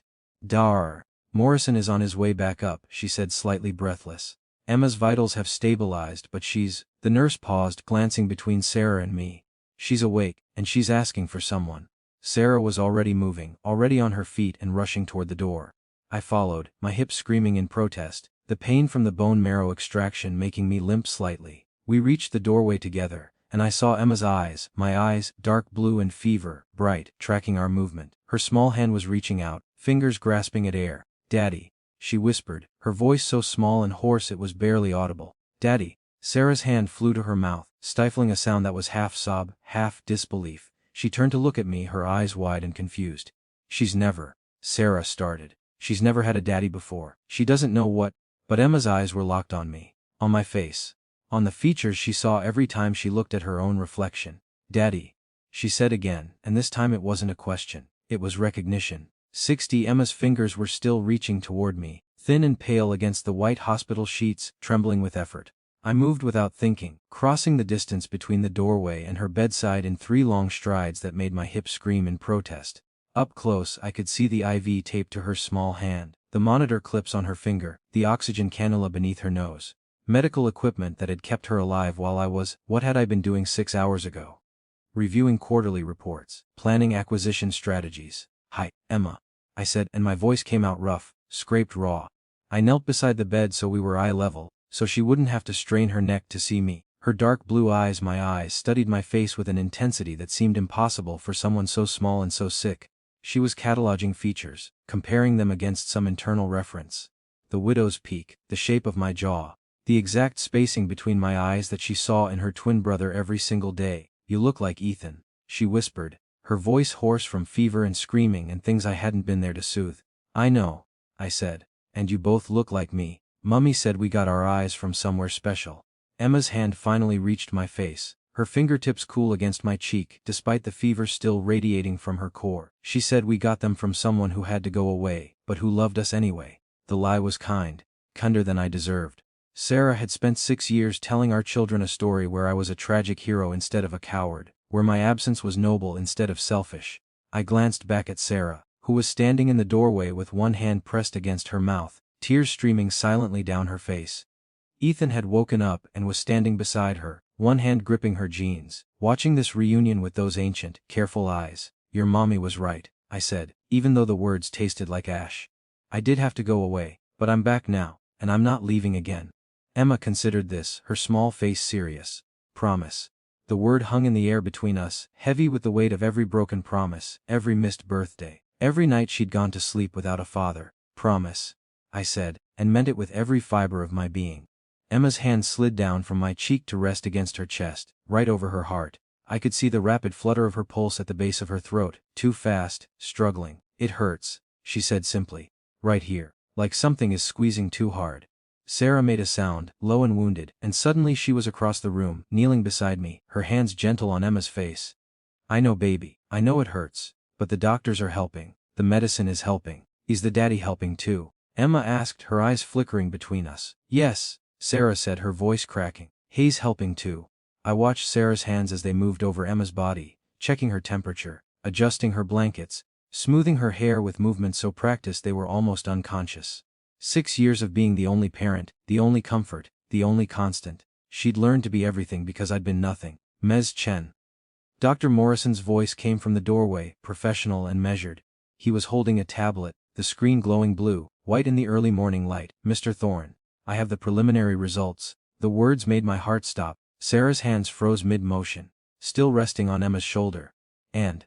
I asked, my voice coming out flat. Morrison stepped into the room, his eyes scanning the monitors around Emma's bed before settling on us. The genetic match is excellent. Better than excellent, actually. Mr. Thorne, your stem cells are a near-perfect match for Emma's markers. If we need to proceed with therapy, you're an ideal donor. The relief that flooded through me was physical, weakening my knees until I had to grip the edge of the bed to stay upright. When? Sarah asked. When would we need to do the procedure? Not immediately, Morrison said, and I could hear him choosing his words carefully. Emma's inflammation is responding to the current treatment. Her fever has broken, her vitals are stabilizing. But the damage to her heart muscle is cumulative. Each episode weakens the tissue further. Eventually, and I'm talking months, maybe a year, she'll likely need intervention. Eventually, months, a year. Time that felt both infinite and terrifyingly short. So what do we do now? I asked. We monitor. We adjust her medication protocol. We keep her stable. Morrison looked at Sarah. And we make sure she doesn't experience another extreme temperature fluctuation like last night. No more park benches in blizzards. The comment was gentle, but I saw Sarah flinch like she'd been slapped. Her jaw tightened, her shoulders going rigid with defensive pride. De guerre, Morrison, I said quietly, my voice carrying the edge I used in boardrooms when someone had crossed a line. Ms. Chen was doing everything in her power to keep her children alive. The circumstances that led to last night were not her fault. Morrison had the grace to look chagrined. Of course, I apologize. I didn't mean to imply. It's fine. Sarah cut him off, her voice flat. Just tell me what Emma needs. Morrison spent the next 10 minutes outlining medication schedules, dietary restrictions, warning signs to watch for. Sarah absorbed every word, her mind clearly cataloging information, turning it into action plans and contingencies. I watched her face, saw the exhaustion etched into every line, the dark circles under her eyes, the way she kept blinking too fast like she was fighting to stay conscious. When had she last slept? Really slept, not the half-awake vigilance of a mother listening for her sick child's breathing. Morrison finally left, and the room settled into an uneasy quiet. Emma's eyes were drooping, the exhaustion from her fever finally catching up with her. Within minutes, she was asleep, her breathing evening out into a rhythm that sounded less like tearing paper and more like actual rest. Ethan had crept closer during Morrison's explanation, and now he was standing beside the bed, one hand resting on his sister's foot through the blanket. "Is Emma going to be okay?" he asked, not looking at either of us. "Yes," Sarah said firmly. "She's going to be fine. But the doctor said her heart is hurt," Ethan pressed. "And hearts are important. If your heart stops, you die, like the goldfish." Sarah's face crumpled for just a second before she forced it back into that mask of strength. She pulled Ethan against her side, pressing a kiss to the top of his head. "Emma's heart is going to heal, baby. The doctors are helping. The medicine is helping, and," she paused, her eyes flickering to me, "and your daddy is helping too." Have you ever heard someone give you credit you don't deserve, and felt it like a physical weight? Have you ever been handed forgiveness before you've earned it and known that accepting it means carrying the responsibility of proving it wasn't misplaced? Tell me in the comments, when does grace become burden? Ethan looked at me then, really looked at me, his blue eyes assessing and careful. "You're really our daddy?" "Yes," I said, my voice steady even though my hands were shaking. "Where were you before?" The question was so simple, so direct, so completely devastating that I felt my throat close up. Sarah's hand tightened on Ethan's shoulder, ready to redirect, to protect me from the consequence of my own choices. "I was lost," I said honestly. "I didn't know you and Emma existed. If I had known, I would have been here. Every single day." Ethan processed this, his small face serious. "Mommy says sometimes grown-ups make mistakes but they can still love you." "Your mommy is right," I said. "I made a terrible mistake. But I love you and Emma very much. You don't even know us," Ethan pointed out, with the brutal logic of a 4-year-old. "You're right," I admitted. "I don't know your favorite color or your favorite food or what games you like to play. But I want to learn. If you'll let me." Ethan considered this for a long moment, then nodded slowly. "Okay. But you have to promise not to leave again." "I promise. And you have to promise to help Mommy. She gets really tired sometimes and she cries when she thinks we're asleep." The words were a knife to the chest. I looked at Sarah, saw her face go pale, saw her mouth open to deny or deflect or protect herself from the vulnerability of being seen. "I promise that too," I said quietly. Ethan seemed satisfied with this. He climbed up onto the chair beside Emma's bed, curling up like he'd done it 1,000 times before. Within minutes he was asleep too, his breathing synchronizing with his sister's in that uncanny way twins have. Sarah and I were left standing in the sterile quiet of the guest suite, the morning light starting to filter through the floor-to-ceiling windows. The city was waking up. I could see cars moving on the streets below, lights flickering on in office buildings, the whole machinery of New York grinding into motion. A world that kept turning while mine had completely stopped and restarted in the space of 8 hours. "You should sleep," I said to Sarah, watching the way she swayed slightly on her feet. "I'm fine," she said automatically, but her voice was thin, stretched too tight. "Sarah." I waited until she looked at me. "When did you last sleep? And I don't mean closing your eyes for 20 minutes. I mean actual sleep." She opened her mouth, then closed it, opened it again. "Tuesday, I think. Maybe Monday night." It was Thursday morning. She'd been awake for more than 48 hours. "The guest room across the hall has a bed," I said. "Go sleep. I'll watch the twins." "I can't." "Yes, you can." I kept my voice gentle but firm. "They're asleep. They're stable. Dr. Morrison is on call, and I'm not going anywhere." Sarah looked at me and I saw the internal war playing out across her face. Pride versus exhaustion. The need to maintain control versus the desperate need to let someone else carry the weight for just a few hours. "I'll wake you if anything changes," I added. "Anything at all." She wavered, and I could see the exact moment her body overruled her mind. Her shoulders sagged, her eyes going half-lidded with a exhaustion so profound it looked painful. "Okay," she whispered. Just for an hour." "As long as you need," I corrected. She nodded and turned toward the door, her movements slow and careful like she was walking through water. At the threshold she paused, looking back at me with an expression I couldn't quite read. "Alex." "Yeah, thank you." The words came out small and reluctant, like she resented needing to say them.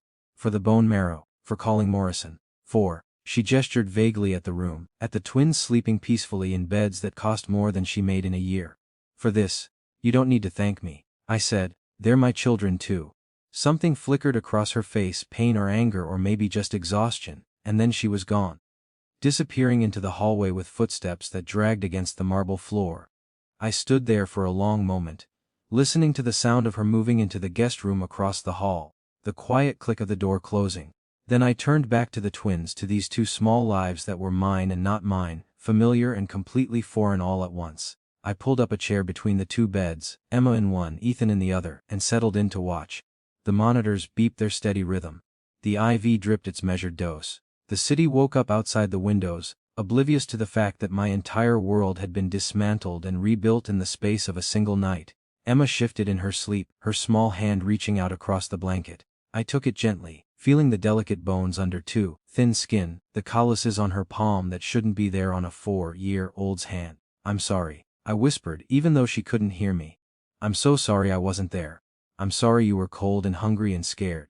I'm sorry you had to grow up thinking your daddy didn't want you. The apology felt inadequate, insufficient, like trying to fill the ocean with a teaspoon. But it was all I had. I sat there for hours, watching them sleep, cataloging every detail I'd missed. The way Ethan's eyebrows drew together when he dreamed, the tiny scar on Emma's chin that I didn't know the story behind, the matching freckles on their hands that they'd inherited from me. My phone buzzed in my pocket. Probably the board, probably my assistant, probably 100 urgent matters that had seemed important yesterday. I pulled it out and turned it off without looking at the screen. None of it mattered. Not the mergers or the acquisitions or the quarterly reports. None of it had ever mattered. Around noon, Sarah emerged from the guest room, her hair matted on one side from sleep, her eyes still heavy, lidded but clearer than before. She'd only slept for 4 hours, but it had taken years off her face. She stood in the doorway, watching me watch the twins, and I wondered what she saw. The man who'd abandoned her, or the man who was trying to become someone worthy of a second chance. They're still stable, I said quietly, not wanting to wake them. Emma's temperature is almost normal. Ethan hasn't moved in 2 hours. Sarah nodded, crossing to Emma's bedside. Her hand moved automatically to check her daughter's forehead, that maternal gesture so ingrained it was like breathing. I'm gonna make some calls, I said, standing up slowly, my hip protesting the movement. Get Emma's medical records transferred, set up accounts with the pharmacy, make sure her medication is covered going forward. Alex, Sarah started, and I heard the protest building. It's not charity, I cut her off gently. It's me taking responsibility for my children's health care. Let me do this, Sarah, please. She studied my face for a long moment, then nodded slowly. Okay. But I want to see every bill, every statement. I want to know exactly what's being paid for. Deal. I agreed. I made the calls from my office down the hall, speaking in quiet tones with insurance companies and pharmacy benefits managers and medical records departments. It took 3 hours and every ounce of influence I had, but by mid-afternoon, Emma's medication was covered at 100%, her medical records were being transferred to Morrison's private practice, and I'd set up a trust to cover any future medical expenses for both twins. When I returned to the guest suite, I found Sarah sitting beside Emma's bed, reading from a book she must have found somewhere in the penthouse. Ethan was awake, sitting cross-legged on his bed, listening with rapt attention, and the dragon realized. Sarah read, her voice soft and musical, that being fierce wasn't the same as being scary. That protecting the people you love sometimes means letting them see you're afraid too. I stood in the doorway, listening, watching this moment I had no right to witness. A mother reading to her children, her voice creating a world where dragons could be brave and vulnerable at the same time. Emma stirred, her eyes fluttering open. When she saw me in the doorway she smiled, small and tired but real. Daddy came back, she said to Ethan like she'd been worried I wouldn't. I told you he would. Ethan replied, with the confidence of a child who'd decided to trust. He promised. Sarah's eyes met mine over the top of the book and I saw something shift in her expression. Not forgiveness, not yet, but maybe the beginning of belief. The possibility that promises could be kept instead of broken. As the sun began to set over the skyline 1 year later, purple and orange painting the glass buildings in colors that looked like hope, we sat on that same park bench. The twins were bigger now, healthier, racing around the playground with the kind of energy that comes from not having to worry about where the next meal is coming from. Sarah sat beside me, close enough that our shoulders touched, far enough that there was still space between us for the healing that was still happening. Emma's checkup went well, she said, watching our daughter climb the jungle gym with fearless determination. Morrison says her heart tissue has regenerated almost completely. The stem cell therapy worked, I said, and felt the relief all over again. Yes. Sarah's hand found mine, her fingers threading through mine with a familiarity that had taken a year to rebuild. You saved her life. We saved her life, I corrected. You kept her alive for 4 years before I even knew she existed. We sat in comfortable silence, watching Ethan push Emma on the swings, both of them laughing with the kind of joy that comes from knowing they're safe and loved, and never going to be cold again. My phone buzzed in my pocket, the new one, the one that only had numbers for Sarah, the twins Morrison, and the crisis helpline I'd expanded after that night. I pulled it out and saw a notification from the app. Another SOS.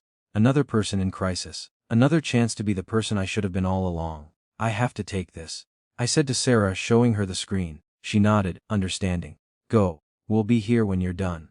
As I stood up to make the call, a young woman walked by the bench, shivering in a thin coat, her phone clutched in her hands like a lifeline. She was texting someone, her fingers blue from the cold. I knew exactly what I had to do. I approached her slowly, carefully, my hand already reaching for my wallet.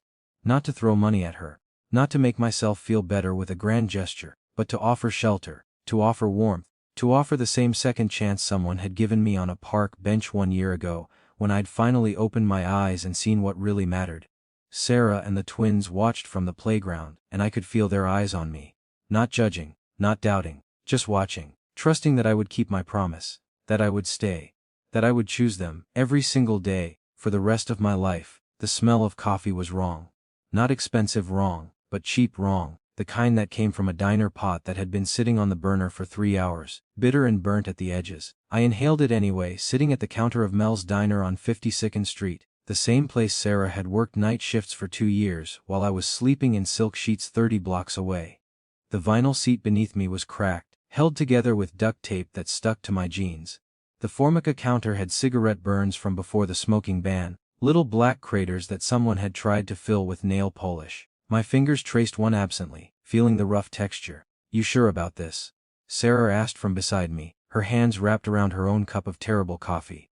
She'd ordered it black, the way she used to drink it during those night shifts when staying awake mattered more than taste. I'm sure, I said, and meant it. On the counter between us sat a stack of papers, legal documents, transfer agreements, the official dissolution of my role as CEO of Thorne Industries effective immediately. My signature was already dry on the bottom line, black ink on white paper that represented the end of everything my mother had built me to become. Marcus, my former driver, now just a friend who'd agreed to witness the signing, shifted uncomfortably on the stool beside me.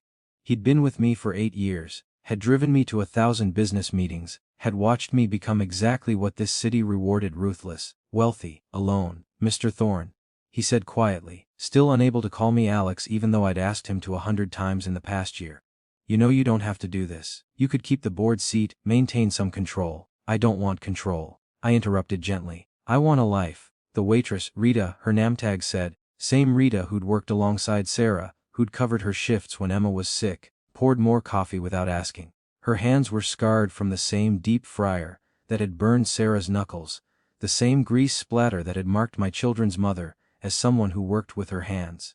Heard you're the one who bought this place, Rita said, not quite looking at me. Turned it into some kind of crisis center. Not a crisis center, I corrected. A hiring center. For people who need a second chance. I gestured around the diner, at the booths that had been refinished, the kitchen that had been renovated with better equipment, safer equipment. Anyone who walks through that door hungry gets fed.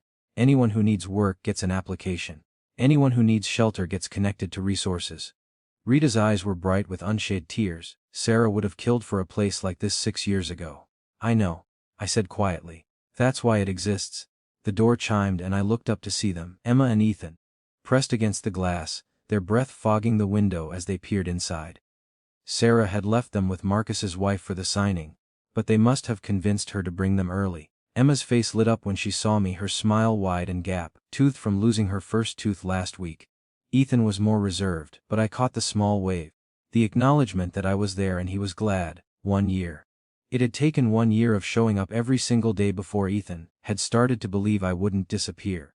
1 year of bedtime stories and doctor's appointments and breaking down on their bathroom floor when Emma had another fever spike and I'd thought we were going to lose her. 1 year of learning that being a father wasn't about grand gestures or expensive gifts. It was about being present for the mundane, repetitive, exhausting work of raising humans who would remember whether you stayed or left. I signed the final document, the trust agreement that transferred my majority shares into a fund for single parents and families in crisis. The foundation would provide rent assistance, medical coverage, job training, childcare. Everything Sarah had needed and couldn't access because the system was designed for people who already had resources. It's done, I said, pushing the papers toward Marcus for his witness signature. Sarah's hand found mine under the counter, her fingers threading through mine with a familiarity that still felt like a miracle. Her engagement ring, simple silver, nothing like the ostentatious diamonds I could have afforded, caught the fluorescent light. We weren't married yet. Weren't rushing. She'd said she needed to be sure I understood what I was signing up for, not the fairy tale, but the reality of sick kids and sleepless nights, and the kind of poverty that lived in your bones, even after the bank account said you were safe. I'd said I'd wait as long as she needed, that I'd spend every day proving I'd changed from the man who'd walked away into someone worthy of staying. How does it feel? She asked quietly. Giving it all up. I looked at her, really looked at her. At the woman who'd scrubbed floors while pregnant, who'd worked 3 jobs to keep our children alive, who'd taught them about family and loyalty while I'd been building empires that meant nothing. Like I'm finally rich. I said, have you ever realized that the thing you thought you wanted was just a costume you were wearing? Have you ever taken off the armor and discovered that being vulnerable was actually being strong? Tell me in the comments, when did you realize that success wasn't about what you built, but about who you built it for? The door chimed again, and Emma came barreling through, her coat half unzipped, her hair escaping from the ponytail Sarah had carefully constructed this morning. She launched herself at me with the confidence of a child who knew she'd be caught. I caught her, lifting her up and settling her on my lap. She smelled like the vanilla soap Sarah bought in bulk from the discount store, like the hot chocolate Marcus's wife had probably given her, like my daughter. Did you do the thing? Emma asked, her dark blue eyes my eyes, searching my face. I did the thing, I confirmed. So you're not a CEO anymore. Ethan had climbed onto the stool beside me, more carefully than his sister, always more cautious about trusting that the world would hold him. Nope, not anymore. What are you now? Emma asked, her small hands playing with my collar, straightening it in a gesture she'd picked up from Sarah. I'm a lot of things, I said, thinking about the answer. I'm your dad. I'm Sarah's. I glanced at her, saw her smile, small and private. I'm Sarah's partner. I'm the person who makes sure this diner stays open so people like your mom don't have to choose between feeding you and paying rent. That's a lot of things, Ethan observed seriously. Yeah, I agreed. But they're the right things. Rita brought over hot chocolate for the twins, real hot chocolate, made with milk and chocolate chips melted on the stove, topped with whipped cream that Emma immediately got on her nose.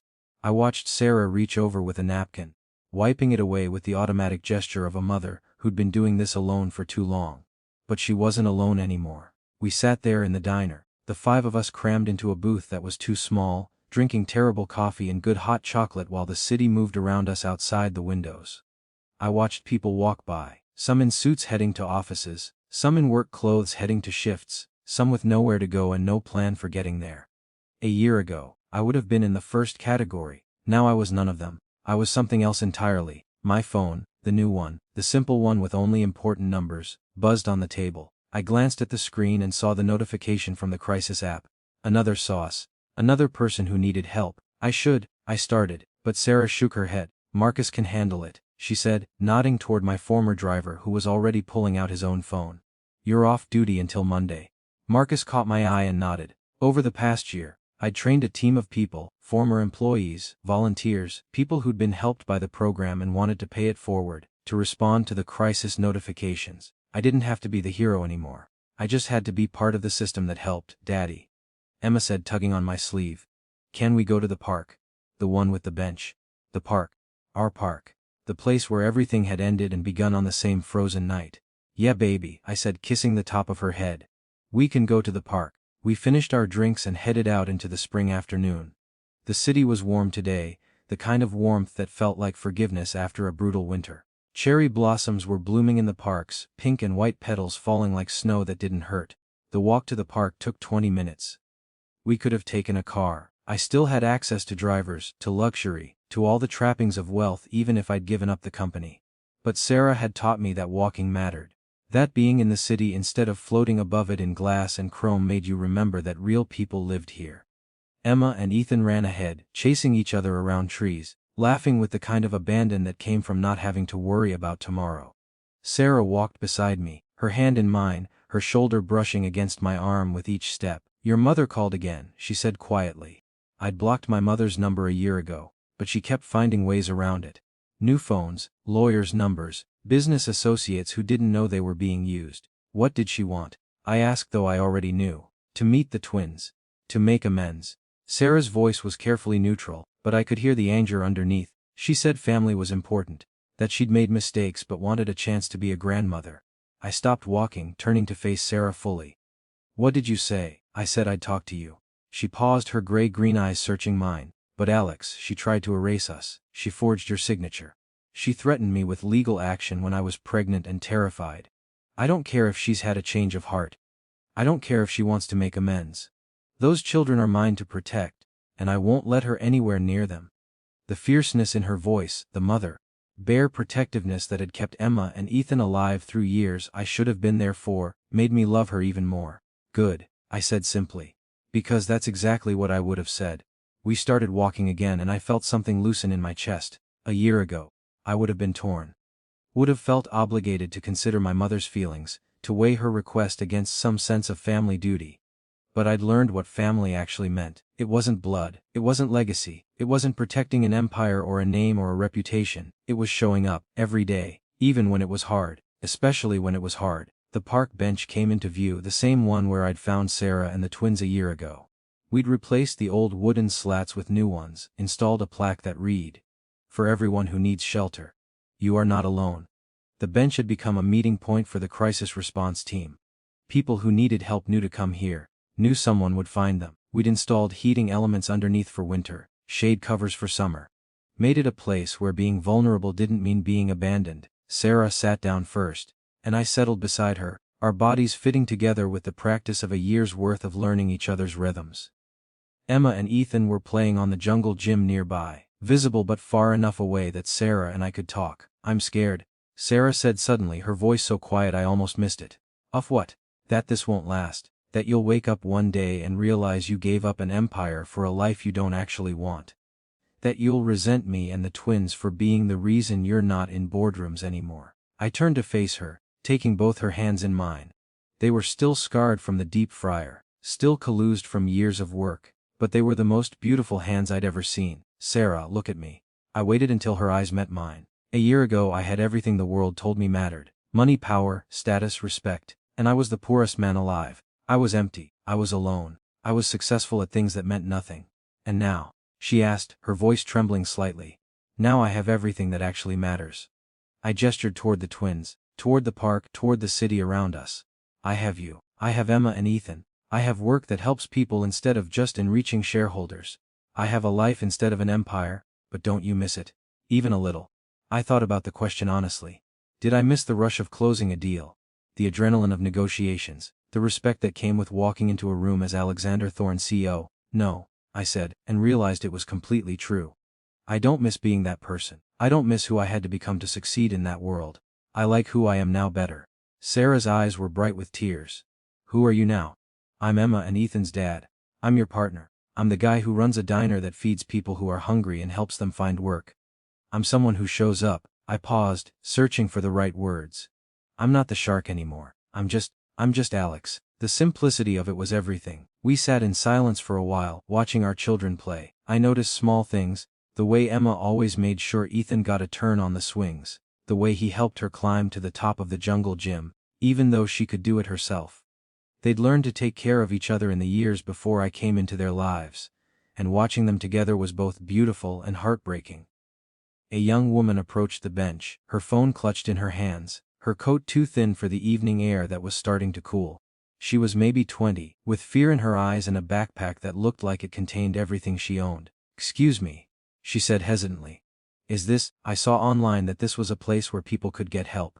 I stood up, pulling out my phone. "Yes, what do you need?" "I lost my apartment. I have a job interview tomorrow, but I don't have anywhere to sleep tonight, and I can't show up looking like—" She gestured at herself, at the visible exhaustion and desperation. "What time is your interview?" Sarah asked, standing beside me. 9 a.m. At a law firm. I'm supposed to be a paralegal. The woman's voice cracked. I went to school for this, I did everything right. But my roommate moved out and I couldn't cover the rent alone, and the landlord evicted me, and now, you're going to be fine. I said, already pulling up contacts on my phone. I know a hotel 2 blocks from here. They partner with us for situations like this. You'll have a room tonight, access to a shower and clean clothes. Tomorrow morning, someone will make sure you get to your interview on time. The woman's face crumpled with relief. I can pay you back. Once I get the job, You don't owe us anything, Sarah interrupted gently. Except maybe to help the next person when you're in a position to do so. I made the calls while Sarah sat with the woman, getting her story, making her feel seen and heard instead of invisible. By the time I hung up, the hotel was expecting her, and I'd arranged for a volunteer to meet her there with a professional outfit for the interview. Thank you, the woman said, tears streaming down her face. You have no idea what this means. I think we do, Sarah said quietly, glancing at me. We watched her walk away, shoulders a little straighter, hope replacing some of the fear in her steps. That could have been me, Sarah said.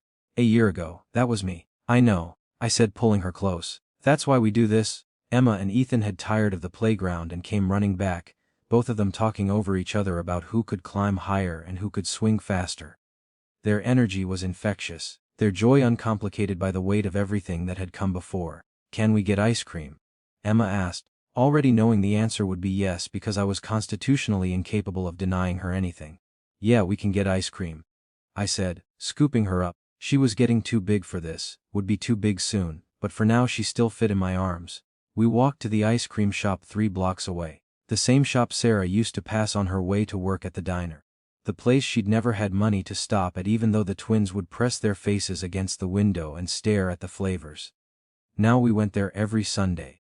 Now Emma knew the owner by name and Ethan had convinced them to create a special flavor just for him. Chocolate with peanut butter swirls that they'd named Than's Experiment. As we sat outside eating ice cream in the fading light, I looked at my family, because that's what they were now, my family, and felt something I'd never felt in all my years of corporate success: peace. Not the absence of struggle, but the presence of purpose. The knowledge that I was exactly where I was supposed to be, doing exactly what mattered. My watch, no longer the Patek Philippe but a simple Timex that had cost $40, ticked quietly on my wrist. I didn't check it to measure productivity or calculate the cost of my time. I checked it to make sure I wasn't late for bedtime stories, for doctor's appointments, for the small moments that made up a life. Daddy, Emma said around a mouthful of strawberry ice cream. Do you ever wish you were still important? The question caught me off guard. Sarah's eyes widened, and I could see her preparing to redirect, to explain that wasn't the right question. But I held up my hand, considering it seriously. I am still important, I said carefully. But I'm important to the right people now. I'm important to you and Ethan and Mommy. I'm important to people who need help. That's better than being important to shareholders and board members. Emma thought about this, her small face serious. Good. Because I like having a daddy who's here. The simplicity of it destroyed me and remade me all at once. As the sun set over the city, purple and orange and pink streaking across the sky, like someone had spilled hope all over the horizon, we finished our ice cream and started the walk home. Not to the penthouse, though I still owned it. We lived in a brownstone now, in Brooklyn, with neighbors who knew our names and a yard where the twins could play.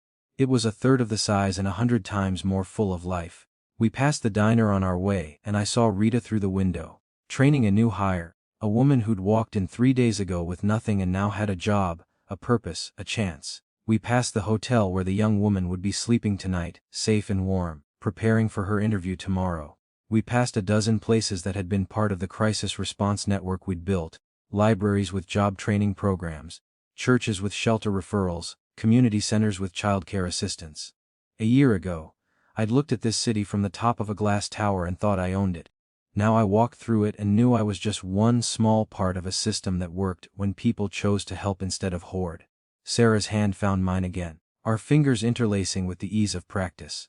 Ahead of us, Emma and Ethan were playing some game that involved jumping over sidewalk cracks and avoiding invisible lava. I love you, Sarah said suddenly, quietly, like the words were both easy and terrifying. We'd said it before, many times over the past year, but it never stopped feeling like a gift. I love you too. I still love you, this whole chaoticful, exhausting life, even when Emma has a fever spike at 2 a.m. Especially then. Even when Ethan decides to redecorate the walls with permanent marker. That only happened once, I protested. Twice, Sarah corrected, laughing. You just haven't found the second one yet. We walked in comfortable silence, the kind that comes from knowing you don't have to fill every moment with words. The kind that comes from choosing each other, every day, even when it's hard. Especially when it's hard.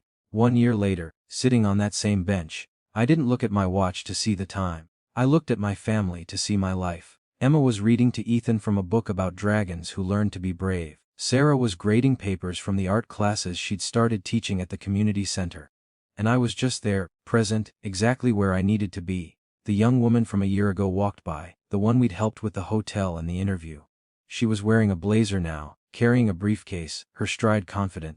She saw us and waved, mouthing, "Thank you," before continuing on to wherever important place she was going. As they sat on that same bench, a young woman walked by, shivering in the cold, her phone clutched in blue fingers, texting desperately for help she wasn't sure would come. I stood up, knowing exactly what I had to do, not because I was a hero, not because I was trying to prove something or earn my redemption, but because someone had once been sitting exactly where I was, and they'd chosen to help instead of walk away, and that choice had saved my life. Now it was my turn to save someone else's. I approached her slowly, my hand already reaching out, not with money, not with pity, but with the simple offer of shelter and warmth, and the knowledge that she wasn't alone. Behind me, I felt Sarah and the twins watching. Not judging, not doubting, just trusting. Trusting that I would keep my promise, that I would stay, that I would choose them, choose this life, choose being human over being successful, every single day. For the rest of my life, the park bench sat empty behind us, its plate catching the last light of the setting sun. For everyone who needs shelter. You are not alone. And for the first time in my life, neither was I.